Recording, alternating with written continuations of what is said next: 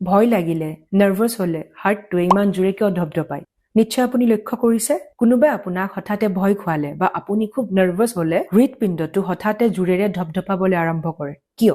আচলতে সেই মুহূৰ্তত আপোনাৰ শৰীৰে আপোনাক বিপদৰ বাবে প্ৰস্তুত কৰি থাকে। ভয় বা নাৰ্ভাছনেছ অনুভৱ কৰিলে আপোনাৰ ব্ৰেইনে ষ্ট্ৰেছ ৰেছপন্সক সক্ৰিয় কৰে। তাৰ পিছত শৰীৰে এড্ৰেনেলিন নামৰ এটা হৰমন ৰিলিজ কৰে। এই এড্ৰেনেলিনে হৃদপিণ্ডতকৈ অলপ বেগেৰে কাম কৰা, ফলত হাৰ্ট ৰেট বৃদ্ধি পায় আৰু হৃদপিণ্ডই অধিক দ্ৰুতভাৱে তেজ পাম্প কৰিবলৈ আৰম্ভ কৰে। কিন্তু কিয়? কাৰণ আপোনাৰ শৰীৰে ভাবে যে এতিয়া হয়তো একশ্যন লোৱাৰ প্ৰয়োজন হ'ব পাৰে। সেইবাবেই মাংসপেশীলৈ অধিক ব্লাড ফ্ল' আৰু অক্সিজেন পঠিয়াবলৈ শৰীৰে প্ৰস্তুতি লয়। এইটোকে আমি কওঁ ফাইট অৰ ফ্লাইট ৰেছপন্স বুলি, মানে যুঁজ বা পলায়নৰ প্ৰতিক্ৰিয়া। আচৰিত কথাটো হ'ল আপোনাৰ ভয়টো কেৱল মনত নহয়, শৰীৰতো দেখা যায়। হাত ঘামিব পাৰে, উশাহ দ্ৰুত হ'ব পাৰে, পেটত এক অদ্ভুত অনুভৱ হ'ব পাৰে আৰু হাৰ্টটো জোৰেৰে ধপধপায়। কিন্তু ভয় বা নাৰ্ভাছ হলে যে আপুনি সঁচাকৈ বিপদত পৰিছে তেনে নহয়।